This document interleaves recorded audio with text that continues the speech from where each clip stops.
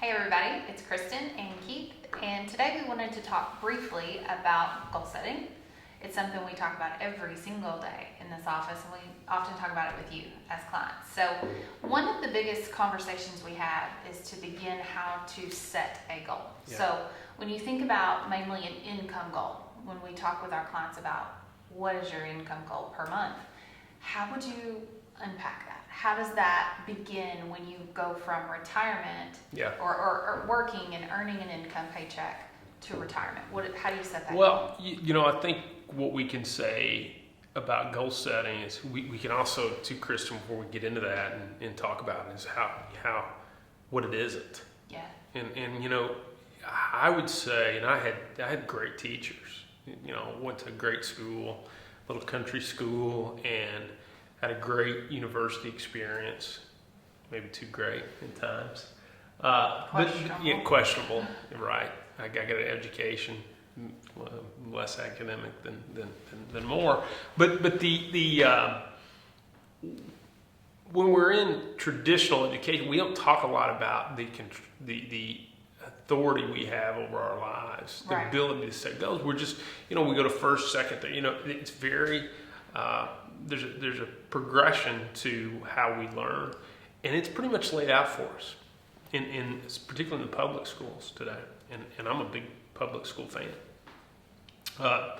My son goes to public school of our choice, but there's not a level of a light switch that says, okay, your formal education, how to read, write, and engage is now over. Now it's your job to take some level of control over your life. So sometimes we just progress right out of university or our school and go right into the job, and there's a new progression. Sure. We start at the bottom rung and we work our way up. And someone else is setting those layouts for you. And maybe in decades past we had a pension. Our 401k is kind of automated. Our level of understanding how much control we have is really never felt. Would you agree with that? At all, yeah, absolutely. I think people feel very, this is just the way it is. This is the way it's always been. Yeah. Because they're taught that from the moment they enter school into then adulthood. And was your experience absolutely different? Yeah. There was no conversations that I can ever remember of how to even set a goal. So I think the hardest part when we talk about goals is a lot of people ask, and they should ask, I don't even know how to begin to do that. Yeah. And I think that is common. Yeah, I do too. I think we've been fortunate and blessed in this industry to have been influenced by mentors and leaders that say, well, that's not true. Meaning, like, you don't have to just take what the world gives you. Right. And I think by planting that individual seed, you are ultimately saying, I have some level of influence over my life's outcomes. Right, and then therefore that responsibility. Yeah, I mean, good point. I mean, I think the minute you recognize that you have a role in the control, you also now have a responsibility. And some folks, quite frankly, want to avoid that reflection that it isn't inside their control. That if they don't like their job, they don't like the hours, they don't like that they're getting kind of recessed in the coal mine. Sure. That they can change it, and I think that level of authority then requires an equal amount or a greater amount of responsibility. Yeah, absolutely. Once you realize it, then what? How do you go about doing something about it? Once you realize it. So first you've got to be. I don't care whether you're 65 or whether you're 25 or whether you're 85. Recognizing, particularly in the United States today, we have authority over how we spend our time. What a tremendous blessing that is. But after we realize it, we have an awareness about it. I think the next is, then what do we do with that? I think some folks don't even recognize that they have influence. Right. But a great many do. As soon as they have an awareness, they can influence it, that they can construct the life that they want. They can work towards that. Then it really becomes is answering the next question that is, or the first question after awareness is, what life do I want? Right. and then the tentacles that kind of come with that is like, what by description is, what does that mean? Right. And for me, it becomes really granular. We talk a lot about that. Yes. It's like, the first thing I really evaluate is my health. And so what's really important to me at a personal level is that I sleep 8 hours a day. I think that is so overlooked but there's a ton of evidence we all talk about as a group is that, sleep is a humongous contributor to our long-term health. Sure. Maybe there's new research that's describing that might be the single largest contributor to things like obesity and dementia, heart disease. I mean, it's a huge impact of not being able to sleep. But I find these people, every day I see, physicians or professionals of all types, executives, that are running on 3.5, 4 hours of sleep. Right. Is that by design? Usually not. Right. It's by default that they've taken roles or grown into roles that say you've got to work 12 hours. Right, and you sleep because it's a reaction to your environment. You're Yeah. not proactively seeking, I'm going to get that, and the other stuff is going to have to Yeah, wait. I mean, I think that the influence around us to say that singular thing is like, if I can't get enough sleep or rest, maybe you need to first consider that. Is how much sleep am I getting? Right. And when people think about goal setting, particularly income, I think they generally run to, how big my house is, what kind of car am I driving. Right. And those things don't, if you dig into the data, they don't really contribute a long-term impact to our financial well-being. Now, I'm not suggesting by any stretch, I like nice cars, I like nice houses. Right. I'm not saying don't pursue those things or don't make them your goal. But I think building again with awareness is understanding that those might not contribute to long-term happiness, but Sure. but getting an appropriate amount of sleep very well may. Very well could. Yeah. And I think that's a good point because it is that simple. Goal setting can be overwhelming because we make it that way. And goal setting could simply be health and sleep. It doesn't have to be the extreme of I need to run a marathon. Yeah, you're right. I think the extremes get a lot of attention. Sure.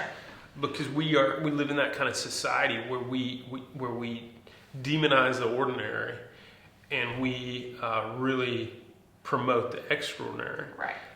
And we only value the ordinary when we can't have it. Right. So we when our kids can't come home and mess up the house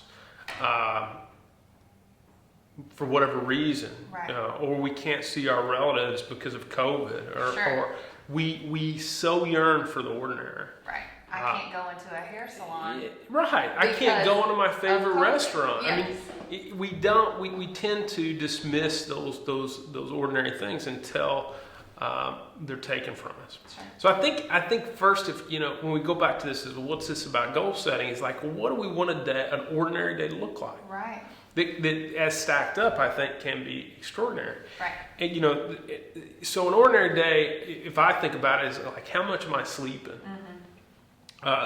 When I wake up, what are the first things am I doing? After I've slept 8 hours, is in my mind, is the best first action is to be in a dead panic to get out of the door. Right. You're late. The kids need this. We've all experienced that, right? I mean, this untold need to be like, oh my God, I'm 30 minutes late for the meeting. I got to be there. I'm putting on a tie and trying to chug that. That is not my idea of a great goal. day. Right. No. I mean, if I were going to design it instead of goal, it wouldn't be to in a dead panic to get out of the house. Right. It generally transitions into, for me, is like sleeping 8 hours and then transition out into having some time to kind of think, reflect, to kind of meet the day as opposed to it meeting me, Right. head on. And then transition that into exercise. And if you looked at that for me personally, I know you feel this same way in terms of your daily routine is that started to eliminate a lot of jobs for me. Right. Absolutely. It actually eliminated the last, what I would say, a really good job I had, Right. and maybe the last job I'll ever have. I've got plenty of jobs now is working for clients and advisors, but the truth of the matter is those two things, sleeping 8 hours, transition to a think, plan approach to my mornings, going to exercise, then eating maybe a breakfast, seeing my son off to school. These things started to define what success started to look like. Right. And we haven't spent a dollar. Exactly. But that started to look at, if there's 168 hours in a week, it started to really outline as like, how would I spend, this most invaluable resource that I have is the time Right. that I have. How am I going to allocate that time? And it started to really outline for me that first really 10 to 12 hours of the day, from how much I sleep to thinking and planning in the morning, which without any thought, you're just a consequence of the day. Right. It's just happening to you. Do you think that time you spend in the morning and you think and you plan, like you say, you meet the day, does that contribute to your overall success as it comes to income? Well, success, I think, is only by, I think that's a loaded term. First I'd say you got to unpack success. Success by definition, in my mind, can only be granted by intention. Right. So, if you have an intention to make $1 million and you make it by, breaking that down into small parts, working through that, then that person by definition, by his own definition or hers, can be successful. Sure. But can you be successful and make $50,000? Absolutely. I mean, if it's an intention. So going back to success is if you describe success, Kristin, by intention, then I would accept that yes, I have 12 goals. I work towards those goals, and I'm very, I won't say use the word proud, but intentional about those things. Sometimes I'm on a stronger track, I would say, that I'm in that groove and I feel good about that. Sometimes I'm not. But every day, I meet the day to think and plan and review, as Right. I write We all down have notebooks.